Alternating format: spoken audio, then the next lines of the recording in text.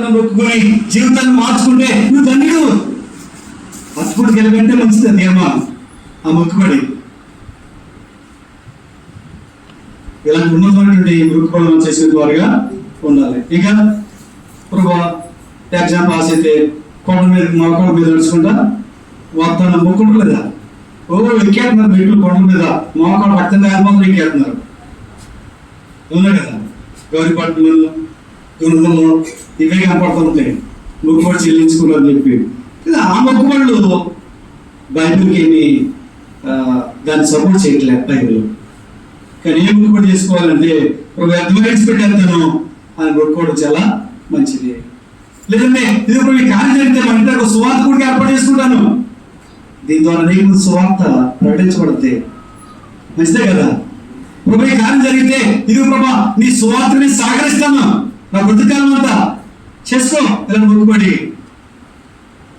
ఒక సహోదరి ఒక మొక్కుబడి చేసుకుంది. నేను ప్రార్థన చేస్తే వెళ్తే ఆమెకు ఆపరేషన్ చేస్తూ ఉన్నారు, గర్భసంచి ఆపరేషన్. ఆ ఆపరేషన్కి వెళ్ళే ముందు తను మొక్కుబడి చేసుకుందట. ఏమందంటే పాస్టర్ గారు నేను ఒక మొక్కుబడి చేసుకున్నానండి, ఆ మొక్కుబడి ప్రకారం నేను బతుకుతానండి అన్నది. ఏంటంటే దేవుడు కనుక ఈ ఆపరేషన్ తోడు నన్ను బ్రతికిస్తే నా బ్రతుకాలను దేవుడు సేవ చేస్తానని అన్నది. ఏ సేవండి చెప్పండి? నా బ్రతుకాలంతా దేవుడు సేవ. అబ్బా అట్టుబడి కనుకంటే ఎంత మంచి మొక్కుబడి మొక్కున్నావు మాని సంతోషించా, ప్రార్థించా. ఆపరేషన్ అయిపోయింది. కొన్ని సంవత్సరాల తర్వాత ఎందుకు ఒకసారి ఆ ఇంటికి ఎలా వచ్చింది వెళ్తే పోయినట్టు గురించి వంట చేస్తుంది, పొగొస్తా ఉంది. అమ్మ వందనాలు బాగున్నారా అంటే ఇల్లు తిరిగింది. పాస్టర్ గారు మీద అందించింది, రోడ్లో చేతి పొగ వచ్చింది. ఏం తీసింది? పెద్ద ఆయుధం తీసింది రోడ్లోంచి. చేతనావ సేవ మందిరానికి అయిపోయేదాకా వెళ్తుంది, మందిరానికి అయిపోయేదాకా వెళ్తుంది. ఆఖరికి కాంగ్రెస్ వచ్చేస్తుంది. ముందే వెళ్తాం, వాక్యం ఉందో బ్రతుకు మారతాం. అంటే ఇప్పుడు బాగుపడిపోయింది, ఆరోగ్యం వచ్చేసింది, ఆపరేషన్ అయిపోయింది, పోయేదాకా కూర్చుంది. పొలంలోంచి పొగతుంది వెళ్తుంది, రోడ్లోంచి ఈ చోట నుంచి పొగతుంది వెళ్తులే, బ్రతికే మారలా. ఏమొక్క తెలుసా? బతికితే దేవుని సేవ. చాలా మంది చేస్తారు మొక్కుబడులు, కానీ మంచి మొక్కుబడులు మన నెరవేర్చేవారుగా ఉండాలి. కానీ మొక్కునే కాదు, మొక్కుబడి చెల్లించేవారు మనం ఉండవద్దా? ఉండాలి. ఇప్పుడు ఎంత అమ్మోళ్ళ మీద యుద్ధానికి వెళ్ళాడు, ఇంటికి వస్తా ఉన్నాడు. ఇంటికి వస్తామంటే న్యాయపరులు 11:34-39 చూస్తామంటే తన కూతురే వచ్చింది. ఎవరు వచ్చారండి? ఏం చేయాలి? యొప్తాకి ఎంతమంది పిల్లలు? ఒక్కదే కూతురు. యొప్తాకి ఎంతమంది పిల్లలు అండి? ఒక్కదే కుమార్తె. ఆ ఒక్క కుమార్తె ఎదురు వచ్చింది. ఇప్పుడు ఏం చేయాలి? తను ఏదైతే ముక్కున్నాడు అన్నగారంగా చేయవద్దా? చెప్పండి, చేయవద్దా? చేయాలి. మరి ఇప్పుడు చేస్తే ఏదైనా కూతురు ఎలాగైనా పరిస్థితి. మొక్కుబడి చెల్లించాడా లేదా?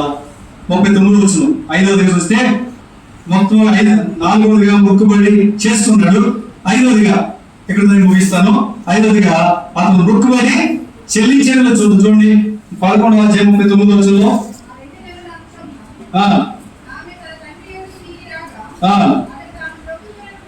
అతను తాను మొక్కుబడిని చొప్పున ఆమెకు చేశాను. కాబట్టి ఇప్పుడు ఆలోచన ఏంటి? మొక్కుబడి చెల్లించేశాడు. ఏం మొక్కున్నాడు అసలు? ప్రతిష్ఠితను దహనబలి అర్పిస్తాను అన్నాడు. ఇప్పుడు చెప్పండి, ఇప్పుడు ఏం చేసి ఉంటాడు? దహనబలి అంటే ఏంటి?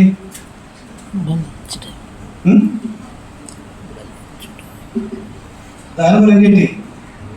యాజకులు ఏం చేయాలంటే పశువులు ఉదించిన తర్వాత కీళ్ళకాడ తీసేయాలి, చర్మం చేయాలి.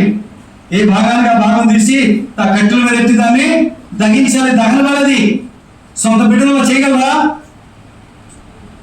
ఆలోచించండి. మొక్కుబడి చెల్లించాను రాయబడింది. దేవుడు ఎలాంటి వాడు సార్ చూద్దాం. చూడండి, ద్వితీయోపదేశకాండం 12వ అధ్యాయం 31వ వచనం. ద్వితీయోపదేశకాండం 12వ అధ్యాయం 31వ వచనం. ద్వితీయోపదేశకాండం 12వ అధ్యాయం 31వ వచనం. తమ దేవతలకు వారు చేసినట్లు నీ దేవుని యెహోవాను గూర్చి నువ్వు చేయవలదు. ఏలయనగా వారు తమ దేవతలు చేసి వారు తమ దేవతల పేరిట కుమారులను తమ కుమార్తెలను అగ్నిహోత్రంలో కాల్చివేసి చేయగలరు. ఈ వచ్చిన బట్టి మనం చూస్తున్నాం, దేవుడు నరబలి కోరుకునే వాడు కాదు. మరి ఎవరు చేస్తారండి అంటే అమ్మోనీయులు మోయాబీలు విగ్రహాధికులుగా వారు బతుకుతున్నప్పుడు వారి యొక్క దేవతలకు వారు చేసేది పని ఏంటంటే వారు పసిపిల్లల వద్ద తీసుకెళ్లి అగ్నిలో దహించేయడం ఆరాధనలో ఒక భాగం అనుకుంటారంట. వాళ్ళు ఆరాధనలో ఒక భాగం, క్రమం అని అనుకుంటారు. అంతేకాదు వాళ్ళు భక్తి పనులుగా వారు భావిస్తారు. వాళ్ళ పిల్లలు కనుక అగ్నిగుండంలో పడేసి వాళ్ళని కాల్చేస్తే అది భక్తిగా వాళ్ళు భావిస్తూ ఉంటారట. ఇంకొక మాట చెప్పాలంటే వాళ్ళ అగ్నిలో కాల్చినప్పుడు వాళ్ళు కేకలేస్తూ ఉంటారు కదా, అవి వినపడకోకుండా వాద్యాలు వాయిస్తారంట. వాద్యాలు వాయిస్తారు. ఎంత భయంకరంగా అమ్మోనీయులు మోయాబీలు వారి దేవతలు చేస్తారే, వాళ్ళు చేసినట్లుగా మీరు మీ పిల్లల విషయంలో మీరు చేయకూడదు అని దేవుని వాక్యము సెలవిస్తా ఉంది. అది కారణం. యెఫ్తా తన కుమారుడు బలియాలి. రెండవ కారణం ఏంటంటే చూడండి, ఆదికాండం 10-11 వచ్చారు మనం చూస్తా ఉంటే దేవుడు అబ్రహామును విశ్వాసమును బలిగా ఇమ్మన్నాడు. పర్వతం మీదకి వెళ్ళిన తర్వాత బలి అర్పించడానికి ఆ కత్తి పైకి ఎక్కిన తర్వాత దేవుడు ఏమన్నా చెప్పండి, అబ్రహామా చిన్నవాడేమి చెయ్యకు అన్నాడు. దేవుడు నరబలిని కోరేటి వాడు కాదు అని మనం చూస్తా ఉన్నాం. ఇక లూకా సువార్త 2వ అధ్యాయం 22వ వచనం నుంచి 24వ వచనం వరకు మనం చూస్తే, లూకా సువార్త 2వ అధ్యాయం 22వ వచనం నుండి 24వ వచనం మనం చూస్తే, ధర్మశాస్త్రం ప్రకారం ప్రతి తొలుచూలు మన పిల్లలను ప్రభువుకి ప్రతిష్ఠ చేయాలి. ప్రతి తొలుచూలు జంతువును దేవునికి బలి అర్పించాలి. కానీ దీన్ని బట్టి ఏం చేశారంటే మనుషులనేమో దేవుని పరిచయానికి ప్రతిష్ఠిస్తారు, జంతువులేమో దేవునికి దాని బలిగా అర్పిస్తారు. ఇప్పుడు అర్థమైంది మీకు?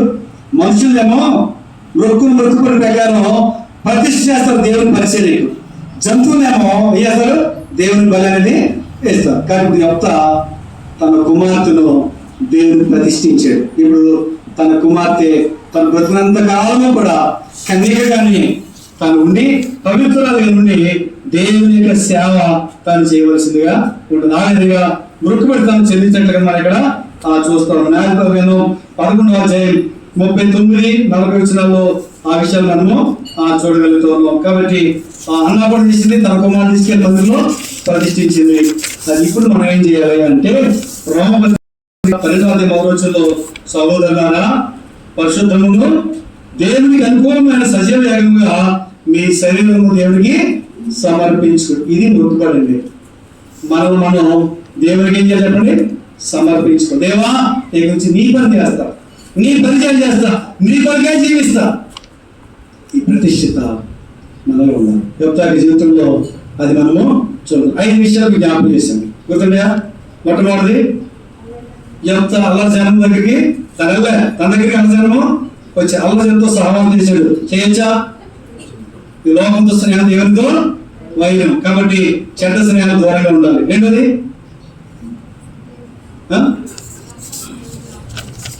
అందరూ ధృవీకరించిన యెఫ్తా యొక్క బాధ దేవుడు జ్ఞాపకము చేస్తున్నాడు. కాబట్టి మన జీవితంలో కూడా మనుషులు తృణీకరించిన భయపడదు, బాధపడదు.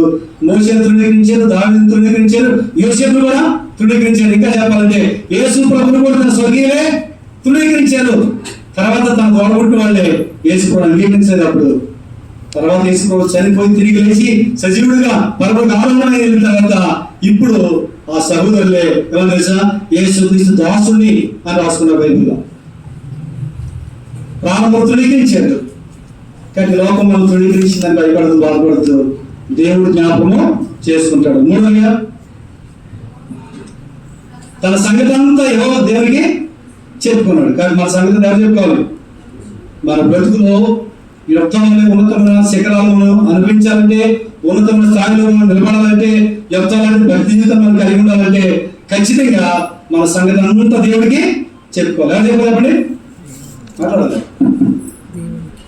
సాధారణంగా స్నేహితులు చెప్పుకుంటారు కదా ఎక్కువ, తల్లిదండ్రులతో కూడా పంచుకోరు. ఎవరితో పంచుకుంటారు? స్నేహితులతో పంచుకుంటారు.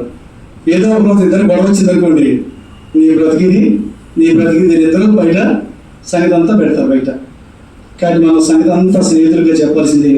ఎందుకంటే ఆ వచ్చిన చెప్పాను, గుర్తుందా మీకు? యావలసిన మొదటి పత్రిక మొదటి చేత పూర్తిలో ఉంది, మన పాపంలో మనం ఒప్పుకునే ఆయన నమ్మదగిన వాడు. ఎవరు? ప్రభువు యేసుక్రీస్తు నమ్మదగిన వాడు, మన దేవుడు నమ్మదగిన వాడు, మనుషులు ఎవరు నమ్మదగిన వాడు కాదు. ఆయన నమ్మదగిన వాడు కాబట్టి మన పాపములు క్షమించి సమస్య దుర్నీతిని మన పవిత్రం చేస్తారు. మనుషులు నమ్మదగిన వాడు కాబట్టి వాళ్ళు ఏం చేస్తారంటే మన తప్పులన్నీ 10 మందికి సాటి పెడతారు. కానీ మన సంఘంలో సేవ చేసుకోవడం మంచిది, దేవుడు చెప్తే మంచిదా? చెప్పాలి. ఎవరు చెప్పాలి? దేవుడు చెప్పాలి. తర్వాత 4వదిగా యొక్క మొక్కుబడి చేసుకున్నాడు. కాబట్టి మన జీవితంలో ఏదైనా కార్యం తలపెట్టినప్పుడు మొక్కుబడి చేయటం మంచిదే కదా, మాట్లాడండి. కానీ మొక్కుబడి ఉపయోగకరమైందే ఉండాలి. అర్థమైందండి? ఏదో గట్టుపొడి గల ఒక పలావ్ ప్యాకెట్ అని మొక్కుంటే వాటి వల్ల ఇటువంటి ఉపయోగం లేదు. ఉందా? అన్నం మొక్కుంది, ప్రభావం కుమారిస్తే మనల్ని సేవకు ఇచ్చేస్తాను. ఎంత మంచి మొక్కుబడి అండి. కాబట్టి ఉపయోగకరమైన మొక్కుబడి మనం మొక్కుకోవాలి. మొక్కుకున్నామంటే తర్వాత 5వదిగా మొక్కుబడి మొత్తం చెల్లించినట్లే. మనం ఏం చెప్పండి?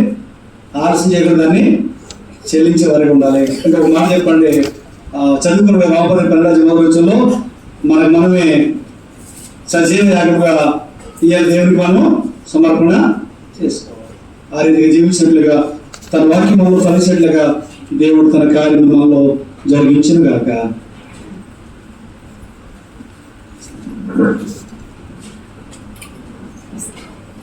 ప్రార్థించండి, కళ్ళు మూసుకోండి, ప్రార్థన ఎగురించండి. ఒకసారి పిల్ల వాక్యాన్ని తలపోసుకుందాం. ఎందుకంటే దేవుడు మనతో మాట్లాడుతూ వచ్చాడు. మన బాగు కోరి, మన మేలు కోరి, మన ప్రయోజనాలు కోరి దేవుడు మనతో మాట్లాడుతూ వచ్చాడు. ఎక్కడ తప్పిపోయామో, ఎక్కడ దారి తొలిగామో, ఏ బలహీనతలు పడిపోయామో ఆయన మనతో మాట్లాడుతూ మన శరీరానికి ఇష్టపడుతున్నప్పుడు ప్రభు దగ్గర ఎంతో మన సంగతంతో ఒప్పుకుందాం. ప్రభు మనకు క్షమించే దేవుడు, మనకు మేలు చేసేటువంటి దేవుడు. ప్రార్థన చేసుకుందాం. పరిశుద్ధుగా ప్రేమ సోదరి మన తండ్రి, మీ స్తోత్రాలు. ఈ ఉదయకాల విశేషంలో మీరు మాకు తోడైంది ప్రభా. యోషియా రాజు మాదిరిగా చూపించారు. మొదటి సెషన్లో, 2వ సెషన్లో ఎంతవరకు ఎలా బతకాలో మాకు నేర్పిస్తూ వచ్చారు ప్రభు. ఈయన వాక్య ప్రకారంగా మా జీవితం గడిపేదానికి ఒక సహాయం చేయదు దేవా. మీ గడ్డి వాస్తవం తోడుగా వచ్చిన తండ్రి, ఎందుకంటే ఈ వాక్యం మన హృదయాల్లో మంచి పడుకున్న మొదటి దురంతలే మనిషినట్లుగా ప్రభావ మీరు కార్యం చేయవలసిందిగా ప్రార్థన చేస్తూ ఉన్నాం. దేవతని ప్రభా, ఈ యొక్క మందిరాన్ని మీరు దర్శించండి. ఈ సంఘాన్ని ప్రభా మీరు దర్శించండి. యవనస్తులు మీరు దర్శించండి ప్రభా. మీరు శాలిస్తున్న రాష్ట్రంలోనైనా తన సాగరంలో అలాగే ప్రభా అక్కడ జ్ఞాపకం చేసుకోండి. అయినా వారి పరిచయంలో జ్ఞాపకం చేసుకోండి తండ్రి. ఫలవంతంగా చేయండి. ఇప్పుడు వచ్చినటువంటి ఎవరి పిల్లలందరూ కూడా మీరు జ్ఞాపకం చేసుకోండి. శత్రువునైనా ఎవరు విధానంగా తీసి వాళ్ళు ఎదురు తిరుగుతూ ఉన్నాడు. నేను అనేక మంది ఎవరు ప్రభా వారిని చేపట్టి ఇలాసమైనటువంటి